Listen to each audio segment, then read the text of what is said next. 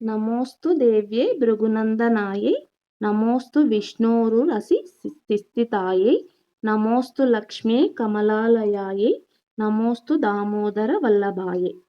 దేవ్యై భృగునందనాయై భృగు మహర్షి కుమార్తె అయిన దేవికి మరియు విష్ణోరుర రసి స్థితాయై విష్ణు వక్షస్థంలో సదా నివసించే తల్లికి నమస్కారం. లక్ష్మీ కమలాలయాయై ఎప్పుడు కమలంలో నివసించే తల్లి.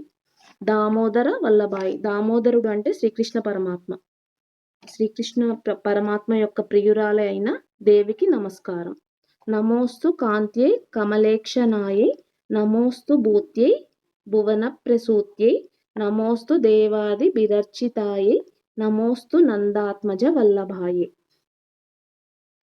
ప్రకాశవంతమైన కాంతి గల కమలం లాంటి కన్నులు గల దేవికి కాంత్యై కమలేక్షణాయై భూత్యై భువన ప్రసూత్యై సమస్త లోకాలకి ఐశ్వర్యాన్ని ప్రసాదించే తల్లి మరియు లోకాలన్నిటికీ జన్మనిచ్చిన దేవికి నమస్కారం. దేవాది బిరర్చితాయి దేవతలందరి చేత పూజించబడే దేవి.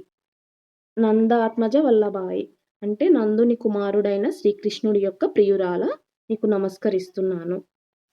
సంపత్కరాణి సకలేంద్రియ నందనాని సామ్రాజ్యదాన నిరతాని సరోరుహాక్షి వద్వందనాని దురితోధరణోద్యతాని మామేవ మాతరణి సంకలయంతు నాన్యే.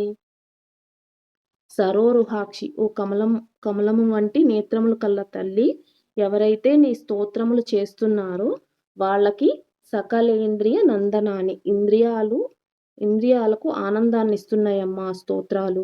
మరియు సంపదలను ఇస్తున్నాయి, రాజ్య సంపదను సైతం ఇస్తున్నాయి, పాపాలను పోగొడుతున్నాయి.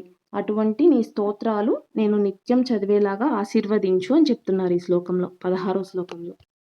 ఇంతేనండి అర్థము. 17వ శ్లోకం చదువుతున్నాను చూడండి.